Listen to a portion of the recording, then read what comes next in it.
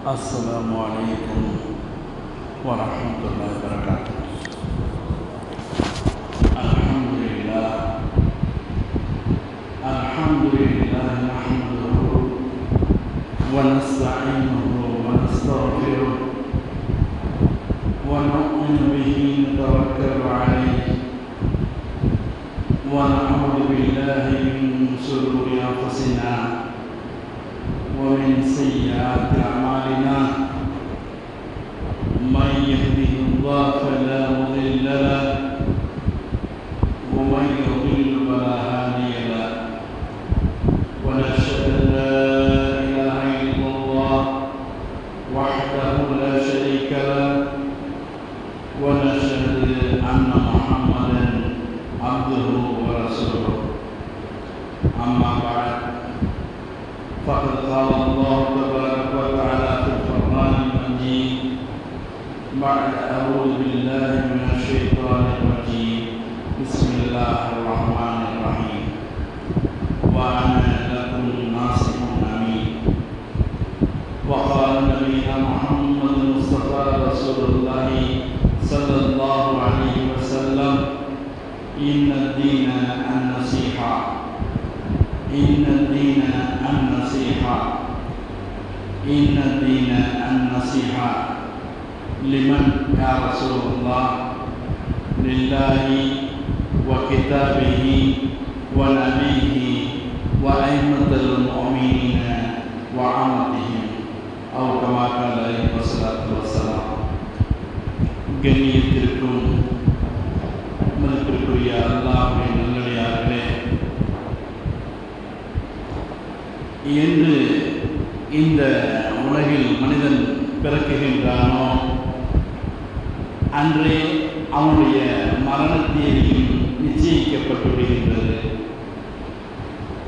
இந்த இடைப்பட்ட காலத்தில் நம்முடைய செயல்பாடுகள், நடவடிக்கைகள், நாம் செய்த நல்ல காரியங்கள், பிறருக்கு பிரயோஜனமான விஷயங்கள், இவைகள்தான் நாம் மறைந்த பின்னும் பெயர் சொல்லும் அளவிற்கு இருக்கும்.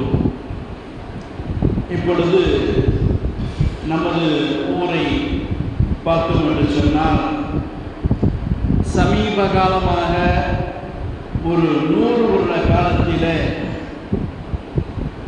உள்ளையும் நம்மை விட்டு மறைத்து சென்ற நபருடைய பெயர்களை இப்போ உள்ள மக்களிடத்தில் கேட்டு பார்த்தால் பெரும்பாலும் தெரியவில்லை. அதிகபட்சம் போனால் 2 அல்லது 3 நபர்களை மட்டும்தான் ஞாபகப்படுத்த முடியும் மக்களால். ஏனென்று சொன்னால், மார்க்க வழியிலே மார்க்கத்திற்காக அல்லாஹ்வுக்காக பாடுபட்ட ஒரு சில இறைநேசர்கள் மற்றும் நம் ஊருடைய நலனுக்காக, கல்விக்காகவும் பொது நலத்திற்காகவும் செய்த, அவர்கள் சேவை செய்த கட்டிய கட்டணங்களை வைத்து அவர்களுடைய பெயர்கள் நினைவில் இருக்கும். ஆக மொத்தத்தில் இந்த உலகத்தை எடுத்துக்கொண்டு போனால் ஒரு சில அவர்கள் செய்த காலத்தை கொண்டுதான் எல்லாமே அழிந்துவிடும்.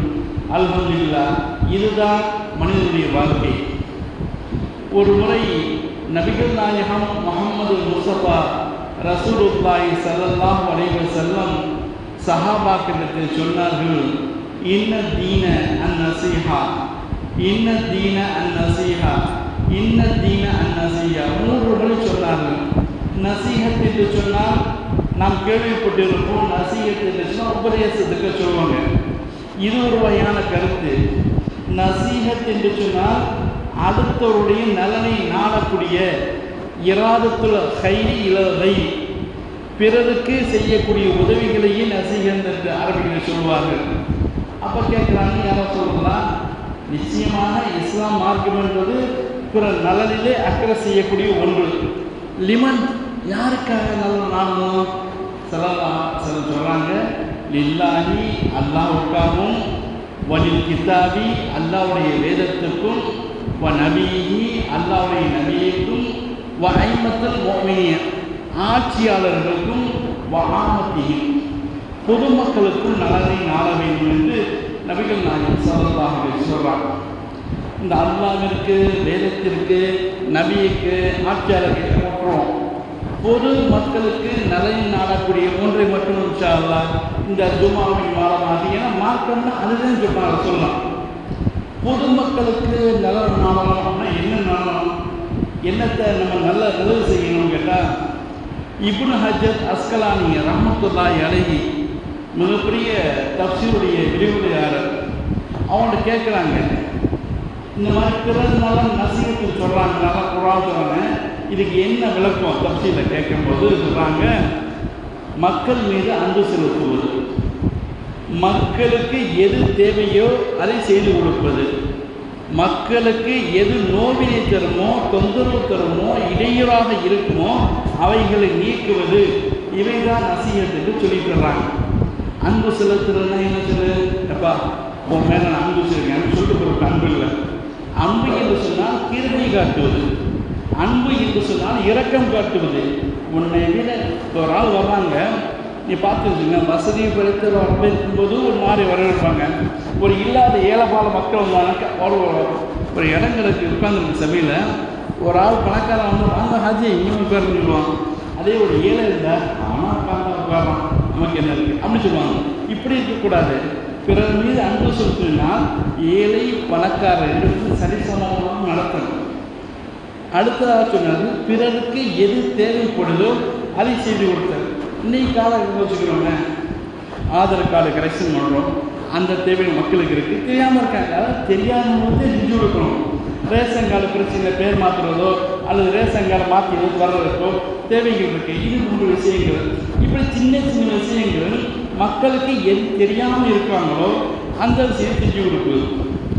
நோவினை தரக்கூடிய விஷயத்தை நீக்குவது சொன்னால், நம்ம வீட்டு போய்க்கு இருக்கோம், ஒரு கருவேல மரத்துடைய கிளை தொங்கிக்கிறதுக்கு உரம் எல்லாம் போவாங்க, பைக்கில் போவாங்க, மேலே அடிக்கி எல்லாம் தெரியும், அவன் செய்வான் அப்படி இருக்கக்கூடாது. ஆனால் இது இருக்க பொதுமக்களுக்கு இடையூறாக இருக்குது, இதை நீக்கணும்னு எண்ணத்தில் யார் வருதோ அவங்களுக்கு இஸ்லாம் இருக்குது. யாரோட இடத்துல அது இருக்குதோ அவன் இஸ்லாமிய தீனுடையவர்கள் நபிகள் நாயகம் ஸல்லல்லாஹு அலைஹி வஸல்லம். கண்ணியமானவர்களே, அடுத்தவருடைய நலனை நாடுவது இஸ்லாமிய மக்களை போல், இஸ்லாமிய மார்க்கத்தை போல் எந்த மார்க்கும் இருந்தது கிடையாது. உதாரணம் வச்சுருங்க, நபிகள் நாயகம் ஸல்லல்லாஹு அலைஹி வஸல்லம் சொல்கிறாங்க, 6 குணங்கள், அது 6 கடமைகள்னு சொல்கிறாங்க. ஒரு முஸ்லீம் பிற முஸ்லீமுக்கு செய்ய வேண்டிய 6 கடமைகள். 1, நம்முடைய சகோதரர்கள், நமக்கு தெரிந்தவங்க உடம்பு சொன்னால் போயிட்டா நோய்வாய்ப்பட்டால் அந்த நோயை விசாரிக்கணும். ஒருவேளை அவங்க நம்ம வஃபாத்தாயிட்டாங்க, அந்த ஜனாசாவை போய் கலந்துக்கணும். நம்ம தெரிஞ்சவங்க விருந்து வச்சுருக்கேன் வாங்கன்னு கூப்பிட்டா அந்த விருந்து போய் கலந்துக்கணும். ஒரு முஸ்லீம் பிற முஸ்லீமை சந்திக்க நேர்ந்தால் சலாம் சொல்லணும். அவங்கள தும்ம போகும்போது அல்ஹம்துலில்லாஹ் சொன்னால் அந்த தும்மலுக்கு பதிலாக யர்ஹமுல்லாஹ் சொல்லணும். 6வது சொல்கிறாங்க, ஒருவன் பக்கத்திலே இருந்தாலும் சரி தூரமாக இருந்தாலும் சரி அவனுடைய நலனை காட்ட வேண்டும், அவனுடைய நலனிலே அக்கறை காட்ட வேண்டும். அப்போ பக்கத்திலே இருந்தால் தூரத்தில் இன்னும் விளங்கலையே, ஒன்றும் இல்லை, தெரிஞ்சவனாக இருந்தாலும் சரி தெரியவனாலும் சரி நீ பிறர் மீது அக்கறை காட்ட வேண்டும்.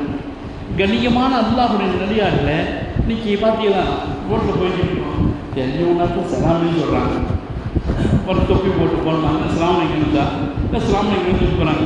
எதையும் நான் ரசூலுல்லாஹ் சொல்கிறாங்க, அப்துல் சலாம சலாத்தி பரப்புன்னு சொல்கிறாங்க. அதை யாரும் நினைச்சு பார்த்தே கிடையாது. தெரிஞ்சவன் சொல்கிறாங்க, சல்லி நிமன் அரத்த உணவு தாரு, தெரிஞ்சவன் தெரியாதவன் எல்லாத்துக்கும் சலாம் சொல்கிறாங்க. உதவி செய்யணுன்னு பார்த்தா கூட குறிப்பிட்ட சாராப்பட்டுன்னு உதவி செய்கிறாங்க. அப்படியெல்லாம் இஸ்லாம் இந்த உதவி செய்கிறதுல இஸ்லாம் எந்த முக்கியத்துவம் கொடுக்கணும் பாருங்களேன். நம்முடைய பெருநாளுக்கு எத்தனை 2 பெருநாள் வருது, நோம்பு பெருநாள், ஹஜ்ஜு பெருநாள். நோம்பு பெருநாள் எப்போ கூட தெரியுமா, 30 நோம்பு முடிச்சு பெருநாளை காலையில் உங்களுடைய பித்ராவுடைய காசையோ பித்ராவுடைய அரிசியையோ ஏழைகளுக்கு கொடுக்க வேண்டும். ஏழைக்கு கொடுத்துட்டே தொழுவ போன இஸ்லாம் சொல்லுது. ஏன் ஏழைகளுக்கு கொடுக்கணும்னு சொல்லுது? நீ பணம் இருக்குப்பா, நீ நல்லா சாப்பிட்ற, பணம் இருக்குது, நல்ல கறி வீட்டு வாங்கியிருப்பேன், நல்ல பாஸ்மதி அரிசி வாங்கி போட்டு பிரியாணி செஞ்சு வீட்டில் வச்சுருப்பேன். ஆனால் அந்த ஏழைகளை பார்த்தியா, அவன் வீட்டில் அடுப்புமான்னு தெரியுமா, அவன் சூழ்நிலை என்ன, அவனுக்கு நீ கொடு. இஸ்லாம் சொல்லி ஒரு நோம்பு முழுமையாக பெற வேண்டுமா, உன்னுடைய பெருமாள் நீ பிடிச்ச நோம்பு, இந்த நோம்பு மக்கள் அல்லாஹ்விற்கு சென்றடைய வேண்டுமா, உன் பித்ரா காசை ஏழைகளுக்கு கொடு. இஸ்லாம் பெற நலை நாடுகின்றது. ஒரு மிகப்பெரிய பெருநாளை கொண்டாடினால் கூட அந்த பெருநாளின் வாயிலாக ஏழைகள் கண்ணியப்படுத்துகின்ற இஸ்லாம், ஏழைகள் நலனை நாடுகின்ற இஸ்லாம். ஹஜ்ஜு பெருநா கொண்டாடுறோம், ஹஜ்ஜு பெருநாளை பார்த்து பெரிய கடாயாக அறுக்கிறோம். அந்த அறுக்கிற கறி எப்போ முழுகிறோம், 3 பிரபுக்கு ஏழைகளுக்கு கொடுக்கணும். ஆரம்ப கட்டத்தில் கறியை 3 நாளுக்கு ஃப்ரிட்ஜில் வைக்கக்கூடாது. அப்போ உப்பு நம்ம வைப்பாங்க. 3 நாள் ரசூலுல்லாஹ் சொல்றாங்க, நீங்கள் அறுக்கக்கூடிய கறிகளை 3 நாளை கண்டு காலி பண்ணுவீங்க. நம்மளுக்கு 1 மாதம் வரைக்கும் கறியை ஃப்ரிட்ஜில் வச்சு சாப்பிட்றோம். இப்போ அனுமதிச்சிட்டாங்க. ஆனால் ஆரம்ப கட்டத்தில் ஏழைகள் பசியோடு நிறைய பேர் இருக்காங்க, அவங்களுக்கும் இந்த கறி போய் சேரணும். நீ மட்டும் ஆக்கி திட்டு ஒட்டகத்தையும் பெரிய பெரிய ஆடையும் மாடையும் அறுத்து திட்டு ஜம்பா இருக்கே, அவனை பற்றி நினச்சி பார்த்தியா, இல்லை சாப்பிடல. எப்பொழுது பிற மக்களும் தனக்கு போதுமான பொருளாதார வளர்ச்சி இருக்கு யார சொல்லலாம் என்று நினைச்சாங்களோ அப்பொழுதுதான் இப்பொழுது தலை நீக்கிறேன், எத்தனை நாள் வேணாலும் வச்சு சாப்பிடலாம்.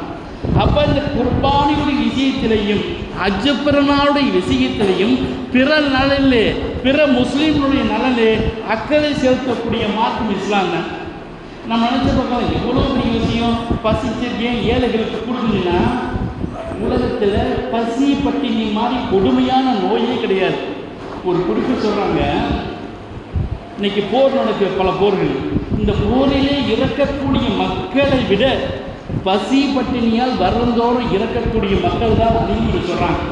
கிட்டத்தட்ட மரணிக்கக்கூடியவர்களே 11% பேர் இந்த பசி பட்டினியால், ஆனால் 3 வேளை உணவு இல்லாத மக்கள் எத்தனை இருக்காங்க. இன்னைக்கு ஒரு உலக நாடுகளில் கணக்கெடுத்திருக்காங்க, 3 வேளை உணவு கூட கிடைக்காத ஆள். சாப்பிட காலைல சாப்பிடுவோம், மதியம் கிடையாது, நைட்டு சாப்பிடுவோம், மதியம் கிடையாது, காலையில் கிடையாது, ஒரு வேளை சாப்பிட மட்டும் உணரக்கூடிய பசியால் பட்டியால் பாதிக்கக்கூடிய மக்களை உலக அளவில் கண்டுச்சு ஒரு 117 நாடுகளை கணக்கெடுத்தாங்க. அந்த 117 நாடுகளில் நம்ம இந்தியா 102வது இடத்துல இருக்கு. நினைக்கலாம் நம்ம நாட்டில் இருக்குங்க, நம்ம நல்லா இருக்குங்க. நீங்கள் மும்பை போன்ற பெருநகரங்கள், கொல்கத்தா, பெங்களூரு, சென்னை, டெல்லி பற்றி எத்தனையோ பெருநகரம் இருக்குது. அந்த நகரத்தில் உள்ளவங்க நம்ம யோசிச்சு பார்த்தீங்களா, பசி பட்டினியால் பாதிக்கப்படுறான். எந்த ஊர் சொல்கிறாங்கன்னா, உணவுக்காக சிறுமிகளெல்லாம் விபச்சாரத்திற்கு செல்லக்கூடிய நிலை. விபச்சாரத்தில் போய் ஈடுபட்டாத்த காசே கிடைக்குது, விபச்சாரத்துக்கு போனாத்த நம்ம குடும்பமே வாழ முடியும்னு நிலைமை சொன்னால் இவ்வளோ மோசமான நிலைமையை நம் நாடு சென்று கொண்டு இருக்கிறது. அதிலேயும் நம் சமூகம் சென்றுவிடக்கூடாது என்பதுதான். வட நாடுகள்லாம் பார்த்தோம்னாக்க ஒவ்வொன்றா சொல்லி போகலாம். கூடித்தொழிலாளிகளே கேவலமான முறையிலே இஸ்லாமிய சமுதாய மக்கள் ஆளாக்கப்பட்டு கொண்டிருக்கின்றார்கள். கண்ணியமானவர்களே, இவ்வளவு பொருளாதார விஷயத்தில் நம்ம ரொம்ப கஷ்டப்படுறோம். இந்த பொருளாதார விஷயத்தில் ரொம்ப மக்கள்லாம் பாதிக்கப்பட்டு கஷ்டப்பட்டுருக்காங்க. ஏழைகள் ரொம்ப கஷ்டப்படுறாங்களே, என்ன செய்யலாம்னு சொல்லி பொருளாதார தத்துவ மேரி நோபல் பரிசு பெற்ற அமர்த்தியா சென் அவர்கிட்ட போய் கேட்குறாங்க, மக்கள்லாம் இவ்வளோ பசியாலும் பட்டினியாலும் பாதிக்கப்பட்டிருக்காங்களே, இதுக்கு என்ன ஏதாச்சும் ஒரு சொல்யூஷன், ஒரு தீர்வு சொல்லுங்கன்னு கேட்குறாங்க. பணக்கார நாடுகளும் பணக்கார வீடுகளும் வீண்வரிக்கத்தை செய்யாமல் இருந்தாலே இந்த பசி பட்டினி நீங்கிவிடும். பணக்கார நாடுகள் பெருசாக அள்ளிப்பட்டு பேச கொடுறாங்க. இன்றைக்கி நம்ம நாங்கள் யோசிச்சு பாருங்கள், பணக்கார வீடுகள் இருக்கு, அந்த வீடுகளில் கல்யாண காட்சி நடத்துகிறோம். அதாவது ஏழைகள் எந்த அளவு கஷ்டப்படுறாங்க, பணக்காரர் எந்த அளவு வீண் வரையப்பா எல்லாம் சொல்கிறாங்க. நீ சாப்பிடுப்பா, நல்லா சாப்பிடு, குடி, வீண் வரையை செய்யாதேன்னு இஸ்லாம் சொல்ல அதான் சொல்கிறாங்க. கல்யாண விருது நடத்துகிறோம். கல்யாண விருதில் நம்ம ஊரில் எப்படி தெரியல, ராம்நாடு, சென்னை, மதுரை ஊரில் பாருங்களேன், மகாலில் கல்யாணம் நடக்குது. ஒவ்வொரு இலையும் மிச்சமாக்கேன், ஒரு 10 பேருடைய இலையை எடுத்து பார்த்தோம்னா ஒரு ஆள் சாப்பாடை வேஸ்ட் ஆக்கி வச்சுருப்பேன். பொறிச்சு எழுதி வச்சுருப்பான். இவனுக்கு கோழிக்கு பிடிக்காத இருக்கேன், அதையும் நீங்கள் வச்சுருப்பேன். கேட்குறது இல்லை, விருது வைக்கும்போது கோழிக்கு வேணாலும் அவனும் சொல்கிறது இல்லை, வாங்கி வச்சுருது. மொத்தமாக கேசரி விசிறி எல்லாத்தையும் வாங்கி அப்படியே போட்டுருவான். அப்போ ஒரு 1000 பேர் சாப்பாடுன்னா 100 பேருடைய சாப்பாடு வேஸ்ட்டாக. ஒரு ஏழை குடும்பங்கள் எவ்வளவு மோசமாக நம்ம யோசிச்சு பார்த்தோமா? அது அப்படியே நம்ம தெரிஞ்சோம்ல. ராமநாத் நான் பார்த்து சொல்கிறேன். ஒரு மகால், இந்த பழம்புரி மகால் ஒரு மகால் இருக்குல்ல, அந்த மகாலுக்கு பின்பக்கம் நான் போகிறேன். கல்யாணத்தில் இருக்குது. அந்த இலைகளை பூச்சி போடுறாங்க. ஒரு 4-5 பேர் உட்காந்துட்டு அந்த இலைகளோட சாப்பாடை வடிச்சு பார்த்து போகிறோம். இது எவ்வளோ கொடூரமான விஷயம். நம்ம தின்று கொழுப்படுத்து போய் கீழே கொட்டுறோம். ஒரு ஏழைகளுடைய சாப்பாடு இந்த அளவு தோசை சொன்னால், அதாவது சாப்பாடு தாங்கன்னு கையேந்து நிற்கிறது பெரிய விஷயம். இலையில் உள்ள சாப்பாடை எச்சி இலையாக துருக்கி எறியப்பட்ட அந்த உணவு சேகரித்து கொண்டு போகிறான்னு சொன்னால் அவனுக்கு எவ்வளவு கஷ்டமாக இருக்கணும். ஒருவேளை சோறு, அதாவது ஒரு வேளை சோறு கஞ்சி சாப்பிடலாம். நீ ஹோட்டல் வீட்டில் வச்சாங்க ஒரு ரொட்டி வாங்கி சாப்பிடலாம். அந்த சூழ்நிலை பிரியாணி போன்ற உணவுகள்லாம் ஒரு எட்டாக்கணி. நம்ம சமுதாய மக்கள் டெய்லி சாப்பிட ஆக்குறவங்க.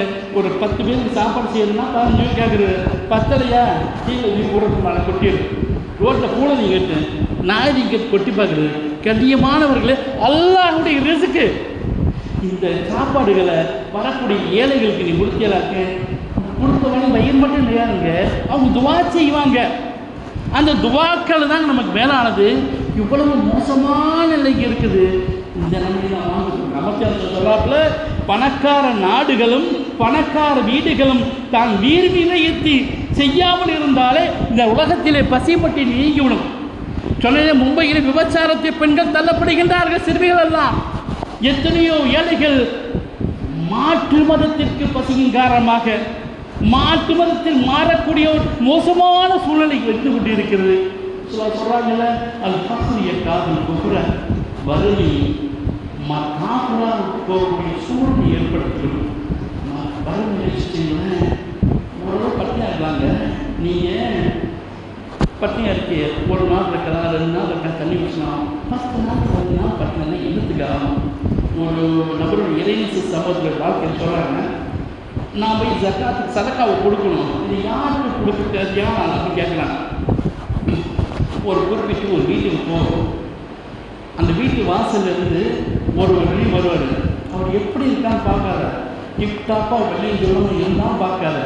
கையில் ஒரு 100 ரூபா, அப்போ சொன்னது 1 ரூபா. அவங்க காலத்தில் நம்ம 100 ரூபாயோ 500 ரூபாய்க்கு 500 ரூபா தான் போச்சு. அவரால் சாப்பிட முடியும் நிலைமையை போச்சு. அந்த காசை அவர்கிட்ட கொடுத்துட்டு வந்துருக்கிறாங்க. இப்போ நிற்கிறாரு. அந்த கதவை எப்படா திறக்குது.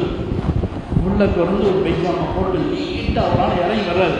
படிவிட்டு இறங்கணும் எப்போலாம் காத்துக்கிற நபர் வேகமாக ஓடி போய் இந்த காசை கொடுத்தாரு. கொடுத்த உடனே வாங்கி கொடுக்கணும் வீட்டுக்குள்ள போயிட்டார். முடிஞ்சு போச்சு. வீட்டில் வந்து அவருடைய குருநாதர் சேகரில் சொல்கிறாங்க நடந்த சம்பவத்தை. அவரை போய் கூப்பிட்டு விசாரி என்னன்னு கேளுன்னா சொல்கிறாங்க, என்னங்க இந்த மாதிரி வந்தேன், காசை வாங்கி உடல் போயிட்டு என்ன நீ கொடுக்குற சாப்பாடு ஒன்றுமே இல்லை. நானும் என் பிள்ளைகளும் பசி பட்டினியாக ரொம்ப கஷ்டப்பட்டு கிடந்தோம். இப்போ என்ன செய்யறதே தண்ணி குடிச்சிருந்தோம். வெளியில் பார்த்தேன் ஒரு கோழி செத்து கிடந்துச்சு. இன்னைக்கு அதை எடுத்தாலும் சமைச்சிடுவோம் அப்படின்னு நினச்சிட்டேன். வெளியே வந்தேன். பரப்பும் போது நீங்கள் 100 ரூபாய் 500 ரூபாய் கொடுத்தோன்னே அவ்வளவு சந்தோஷமாக வீட்டில் ஓடி போய் அன்னைக்கு சாப்பிட்டு. கண்ணியமானவரை இறந்தவற்றை சாப்பிடுவது ஹராம். அதை விட உயிரை காப்பாற்றுற பிறகு உயிரை காப்பாற்றணும் செத்தனையும் சாப்பிடலாம், தப்பு இல்லை. இவ்வளவு கொடூரமானவர்கள் எத்தனையோ ஏழை பால்பட்ட மக்கள் உங்களை சுற்றி இருக்காங்க. கண்ணியமானவர்களே, இது போன்ற குஃப்ரை நோக்கி இந்த ஏழ்மை வறுமையின் காரணமாக மக்கள் எல்லாம் குஃப்ரை நோக்கி சென்று விடுவாங்க. உதாரணம், வட மாநிலங்களில் செருப்பு தைக்கிறது, டிக்ஸா இருக்கிறது, செப்டிக் டேங்க் க்ளீன் பண்ணுறது எல்லாருமே நம்மளுக்கு பார்க்கலாம். அவ்வளோ கஷ்டப்படுறான். அவன் என்ன செய்யறான் தெரியுமா? பிஜேபிக்காரன் அவங்கள்ட்ட போய் தாய் மதத்துக்கு திரும்ப அதை ஒரு வச்சுக்கிட்டு உங்கள்கிட்ட போய் உனக்கு ஆதார் கேஸ் எடுத்துறேன், மாதம் மாதம் ஓய்வூதியம் எடுத்துறதுக்கு கால் எடுத்துட்றேன், உனக்கு ரேஷன் கார்டு உன் பேர் செகண்ட்மா சேர்த்துட்றேன், புதுசாக ரேஷன் கார்டு எடுத்துக்கிறேன். இந்த தேர்வில் நீ என்ன சொன்னால் திருப்பி திருப்பி இந்துவாக மாறி தாய் ஹிந்தியில் ஒரு வார்த்தை சொல்லுவாங்க, அது சரி ஞாபகத்துக்கு வர மாட்டேங்குது. அதாவது தாய் மதத்துக்கு திருப்பி வந்து அந்த ஏழைப்பட்ட மக்கள் மாதம் மாதம் 1000 ரூபா கிடைக்கிறது, 1,00,000 ரூபா கிடைக்கிற வாரம் அவனுக்கு என்ன செய்யலாம்? இஸ்லாமா காசான்னு பார்த்தா பசிக்குது. இஸ்லாம் அல்லாட்ட போகணும்னு வச்சுருப்பான். இன்னைக்கு பசிக்குது. என் வயிறு காலிகள் கொதிக்குது, என் பிள்ளைகள் துடிக்கின்றார்களே, என்ன செய்வது? சொல்றாங்க வறுமை என்பது மாற்று மதத்துக்கு மாறிவிடும் சொன்னார்கள். கண்ணியமானவர்களே, இந்த வறுமை ஒழிப்பை ஏற்படுத்தினால்தான், வறுமை ஒழிப்பென்றால் பசிக்கு உணவுக்கு காசு கொடுக்கலாம், சாப்பாடு வாங்கி கொடுக்கலாம், அவர்களுக்கு பிள்ளைகள் படிக்கக்கூடிய பிள்ளைகளுக்கு தேவையான படிப்பையும் சொல்லிக் கொடுக்கலாம், மருத்துவ உதவி தேவைப்பட்ட மருத்துவ உதவியும் செய்யலாம். ஆக மொத்தத்தில் இப்னு ஹஜர் அஸ்கலானி சொல்வார்களா, பிறருடைய தேவையை பூர்த்தி செய்யும். அந்த பூர்த்தி செய்தால்தான் இந்த இஸ்லாத்துடைய இந்த வறுமை ஒழிப்பு வீணாக செய்யாமல் இருந்தால் அந்த வறுமை ஒழிப்பு நடைபெறும். சரி சார், நான் கொடுக்குற ரெடியாக இருக்கேன். நிறைய பேர் வர்றாங்க, கல்யாணத்துக்கு கேட்குறாங்க, உதவி செய்யலாம் நினச்சிருக்கேன். போலி பத்திரிக்கை டூப்ளிகேட் கொடுக்குறீங்க, தான் உங்களுக்கு காசு வாங்கி போடுறாங்க. நீ அனுப்பியாப்பா கொலைப்படுற இஸ்ராயில் மோமினியோ இஸ்ராயில் மோரு, நீங்கள் நல்லது செய்யுங்க. அகிலிக்கு பபிய கையேகி தேவைப்படுவோராக இருந்தாலும் சரி, இல்லை இந்த மாதிரி ஏமாத்திட்டு போகிறவராக இருந்தாலும் சரி, எல்லாத்துக்கும் உதவி செய்யுங்க. இன்னும் அசபத்தை நீ கொடுத்தாலும் சரியானான்னு சொன்னால் மின் அகலிகி, அவன் அதுக்கு தகுதியான வாங்கிட்டு போயிட்டான், அல்ல இனிமேல் தருவான். இல்லம் துசிபகலகு, ஒருவேளை தொப்பியை போட்டு ஏமாத்தினான்னு சொன்னால், ஒருவேளை டூப்ளிகேட் பத்திரிகை கல்யாண பத்திரிகை கொண்டு வந்து கொமரகாரிகள் ஏமாத்தினான்னு சொன்னால், இல்லாத மருத்துவ சான்றிதழ் எனக்கு உடம்பு டூப்ளிகேட் மருத்துவ சான்றிதழ் எத்தனை கொடுக்க ஜமாத்துகள்லாம் இருக்குது. கமிஷன் பேசுகிற எல்லாத்துக்கு நான் கொடுத்துற ஜமாத்து கிடைக்கிற காசு ஒரு கமிஷன் இல்லையா, அந்த சர்டிஃபிகேட் கொடுக்க போகும்போது 10,000 உங்களுக்கு சர்டிஃபிகேட் தந்துடுறேன், ஜமாத்துக்கு தேவைப்படுக்கா இருக்கிற ஜமாத்து எத்தனையோ சின்ன சின்ன கிராமங்களிலே இது போன்ற விஷயங்கள் நடந்து கொண்டு இருக்குது. நினைக்கிறேன் எல்லாம் ஏமாத்திட்டு சார் போறாங்க. அந்த மீன் அகலி நீ கொடுப்பதற்கு தகுதியானவன், உனக்கு அந்த தன்மையை தருவான். ஒருத்தர் தெரியுது குடிச்சு தள்ளாடிக்கு இருக்காங்க, அஞ்சாளுக்கு இருக்கான், அவனுக்கு கொடுக்க வேண்டிய அவசியம் இல்லை. ஒருத்தர் தொப்பியை போட்டு ஏமாத்தலாம் பரவாயில்லை, டூபிள் சிப்பி கொடுத்து ஏமாத்தலாம் பரவாயில்லை, என்ன செஞ்சாலும் பரவாயில்லை, அல்லாஹ் உனக்கு நன்மை தந்துடுவான். நீ கொடுப்பதற்கு தகுதியான நபர், அவன் ஏமாத்தினோம் போயிட்டு போறான்னு சொல்றான். கண்ணியமானவே ஒரு நிறைய பேர் நான் கொடுக்கலாம்னு நினைக்கிறான்ச்சா, ஆனால் ஆளை பார்த்தா சரியா தெரியல. நீ அதை பற்றி கவலைப்படாத, அல்லாஹ்ட்ட நன்மை தருவான், அல்லாஹ் தருவான்ல. நன்மை அல்லாஹ்விடத்தில் நாடினால் எதையும் எதிர்பார்க்காத செய்கின்ற சொன்னார்கள் கல்மன் நாயகம் ஸல்லல்லாஹு அலைஹி வஸல்லம்.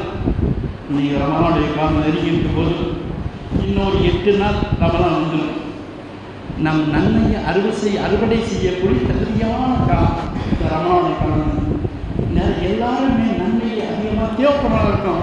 ஏன்னா இன்னும் 10 வருஷமோ 5 வருஷமோ 20 வருஷமோ ஒரு நாளைக்கு கப்பல் வச்சுருவாங்க. அப்போ கேட்பாங்க, நீங்கள் கேட்பாங்க எல்லாமே கேள்வின்னு கேட்பான், என்னென்னு வச்சுருக்கேன், யாரெல்லாம் வீட்டை வச்சுருக்க பணத்தை வச்சுட்டேன், மரம் சொன்னேன், இன்னும் வேலைகாது யாரா எங்கள் ஊரில் நாங்கள் பெரிய கலாக்கத்து பெரிய கோடீஸ்வரர் என்னை பார்த்து எல்லாரும் எதிர்த்துப்பாங்க. அங்கே மரியாதை இல்லை. நன்மை இருக்குதா? நன்மை இருந்தால் திராசு கணக்கு சொட்டுக்கு போகிற இல்லையா போகிறாங்க. அந்த மோசமான சூழ்நிலை இருந்தாங்க. இந்த ரமலானுடைய காலம் வருது. ரமலானுடைய காலத்தில் இப்போவே நிறைய பேர் ஜக்காத்துடைய காசுகளையும் சதக்காவுடைய காசுகளையும் கொடுக்குறதுக்கு ரெடியாக இருக்கீங்க. ஆனால் கொடுக்க போகிறதுக்கு முன்னாடி தகுதி கொடுவர் சொன்னாங்க. சொல்லலாம் தகுதி கூட தேர்ந்தெடுங்க. நீங்கள் தகுதிகளையும் அப்படி இப்படின்னு தேர்ந்தெடுக்காது. ஆனால் யோசிச்சு பாருங்கள், ஒவ்வொரு ஊர்லேயே நிறைய பேர் வாசலில் முசாபரம் இருப்பாங்க. பாபா முசாபரம் இருக்கேன் போட கேட்பான், கொடுக்கலாம் தப்பு கிடையாது கொடுங்க. ஆனால் அதே நம்ம ஊரில் எத்தனையோ அவர்கள் 3 விலை சாப்பிடக்கூடிய மக்கள் எத்தனையோ இருக்காங்க. ஆனால் வெளியில் போய் கேட்பது கிடையாது. வெளியில் போய் கேட்குற கையேந்தி கேட்குற அசிங்கமாக இருக்காங்க.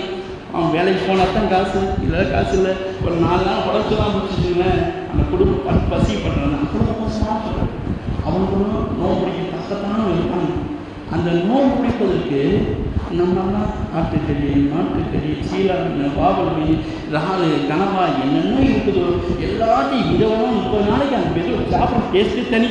எல்லாரும் நல்லா சாப்பிட்டு இருப்போம். ஆனால் அந்த ஏழைகள் வீட்டிலே நோய் பிடிக்க ஆசைப்படுறாங்க, நோய் பிடிக்க நினைக்கிறாங்க. கஞ்சியை வெங்காயத்தை கருத்துக்கொண்டு சாப்பிடக்கூடிய மக்கள், கஞ்சியையும் மிளகாயையும் கருத்துக்கொண்டு சாப்பிடக்கூடிய மக்கள், உணவு இல்லாமல் இரவிலே 2 ரொட்டியை வாங்கி வச்சுட்டு சருக்கு சாப்பிடக்கூடிய மக்கள், அவங்களுக்கு நான் ரொம்ப காசு இருக்குது. ஆனால் காசு இப்படிப்பட்ட மக்கள் நிறைய பேர் இருக்காங்க. அதனால் யோசிச்சு பாருங்க, நம்ம ஊரில் இருக்கிறாங்க எத்தனை பேர்கள் வெளியே கண்டு சாப்பிட கேட்பது கிடையாது. எத்தனை போயாச்சும் வந்திருக்கோம் நோம்புல போவாங்க. அவங்க அதை இழிவாக நினைப்பார்கள். உண்மையிலே தரிவும் கேட்பது இழிவு தான், கேட்டு கொடுக்காதது அதை விட இழிவு. ஆனால் அடுத்தோடு போய் கேட்குறது பார்க்குறேன் நினைக்கலாம், வெளியில் பார்க்குறது டிப்டாப்பாக அந்த வந்தாங்க செத்த குடி எடுக்கிறதுக்கு அதே மாதிரி டிப்டாப்பாக இருக்காங்க. அவன் ஆலையை வைத்து கலக்க பண்ணி விடாதீர்கள். பொருளாதார குடும்ப சூழ்நிலை பாருங்க, அவன் கஷ்டப்படுறான். நீ முடிவு பண்ணிக்கிருக்கேன், இங்கே இருக்கக்கூடிய மக்கள், இது வெளியிருந்து கேட்கக்கூடிய மக்கள் அல்லது ஆடியோவின் வாயிலாக நம்ம யார், ஏன்னா எல்லாரும் இங்கே இல்லை, எல்லாத்துக்கும் சொல்ல முடியாது. எல்லாத்துக்கும் சொல்லக்கூடிய விஷயம், ஒவ்வொரு நபர்களும் ஒரு 10 நாளைக்காச்சு அந்த மக்களுக்கு சகருக்கு உற்சாருக்கு தேவைப்படக்கூடிய உணவுக்கான காசை கொடுங்க. இல்லை காசு கொடுத்தா இருந்தால் தப்பாக செலவு செய்யலாம், ஒன்றும் வேணாம், ஒரு 10 கிலோ அரிசி வாங்கி கொடுங்க. 10 நாளைக்கு தேவைக்கூடிய மசாலாத்தூள் என்னென்ன தேவை வாங்கி கொடுங்க. ஒரு மீனை கலவை கறின்னு வாங்குறக்கான காசு கொடுங்க. இப்படி செஞ்சு சொன்னால் அந்த நபர்கள் சொன்னல எல்லாம் சரி சாப்பிட்டு சாயங்காலம் காசு நோந்து இருக்கும்போது யாருலா நாங்கள் பசிப்பட்டு வாடிக்கொண்டிருந்தோம், யாருலா இந்நலவர் எனக்கு உதவி செய்தார், அவருக்கு நீ மறக்க செய்தார். நோன்பு திறக்கக்கூடிய நேரத்தில் கேட்கக்கூடிய அல்லாஹ்வுக்கு கபலாம். இது ஒரு சுயநலமாக கூட இருக்கலாம். நாம் காசு கொடுத்து அந்த ஏழையை துவாசை சொல்லுகிறோம், அல்லாஹ் இதை ஏற்றுக்கொள்கின்றார்.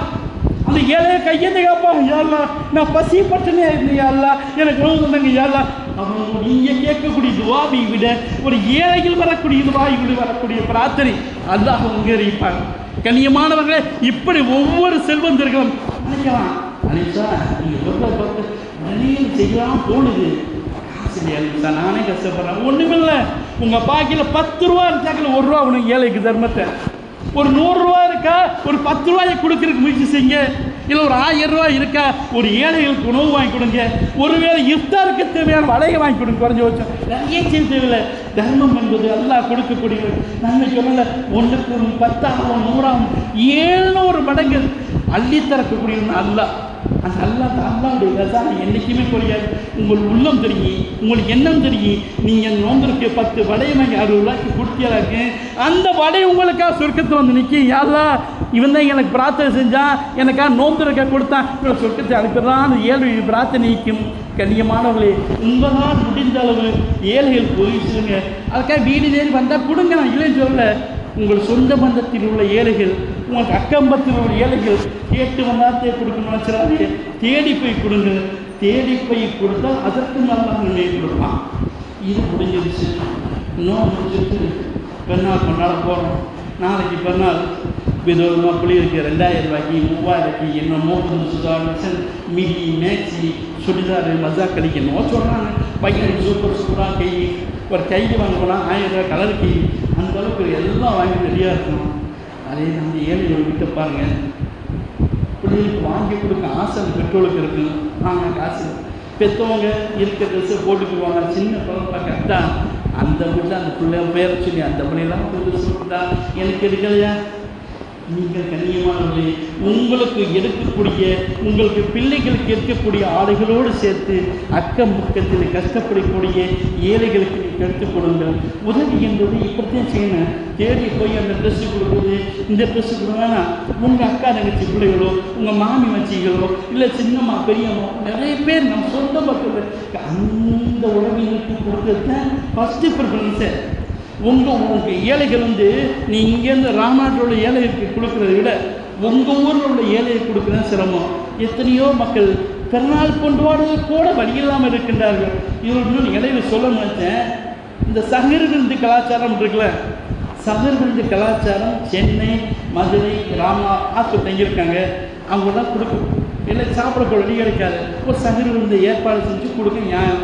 நம்ம ஏழைக்கு சகர் விருந்து வீட்டில் சுட சுட இருக்கு, படிப்போட்டு சாப்பாடு ரெடியாக இருக்குது. இங்கேருந்து சரி வந்து ஒரு கலாச்சாரம் தேவையில்லாத ஒரு விஷயம் கேட்கலாம். அவன் ரயில்வே இருக்கிற 20 பள்ளியாசம் இருக்கிறாங்க. ஆனால் நைட்டுக்குள்ளே விடிய வணங்குறாங்க. நைட்டுக்குள்ளே விடிட்டு கலை சாப்பிட்டு தொழில் கொடுப்பாங்க. அன்றைக்கி ஒரு நாள் கொடுப்பதுக்கு மட்டுமே எக்ஸப்ட் ஒத்துக்கலாம். அது கூட தேவையாக பொட்டலம் கொடுக்குறோம்னா அது வேலை. அதை பற்றி பேச வரலை. சகவிருந்து கலாச்சாரத்துக்கும் செய்யக்கூடிய காசு தேவையில்லாத காசு. அந்த விருந்து தேவையில்லை. வீட்டில் சோறு இல்லாதவன் ஒரு ராமநாதபுரம் மக்கள் வரலான்னுக்கிறான்னா ராஜ்யம் தங்கியிருப்பான், சாப்பாடே கிடைக்காது. இந்த மாதிரி போட்டதுக்கு சாப்பிட்டு போயிடுவான்.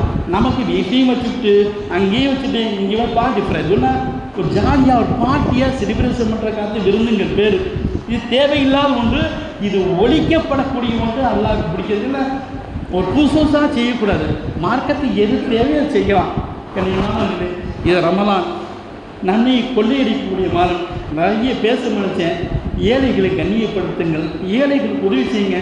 நம்மளால் முடிஞ்ச சொன்னேன், ஒரு 10 வடை வாங்கி கொடுக்கணும்னா வாங்கிக்கோங்க ஏழைகளுக்கு. நீங்கள் பள்ளிவாசல்லே போய் கொடுக்கணும்னு கண்டிப்பாக கிடையாது. அங்கே கொடுக்கறதுக்கு நிறைய பேர் இருக்காங்க, கொடுக்கட்டும். அது வந்து அதை கொடுக்கணும், நல்லபடியாக கொடுக்கட்டும். ஆனால் தேடி கொடுத்து ஏழையெல்லாம் பார்த்து கொடுங்க.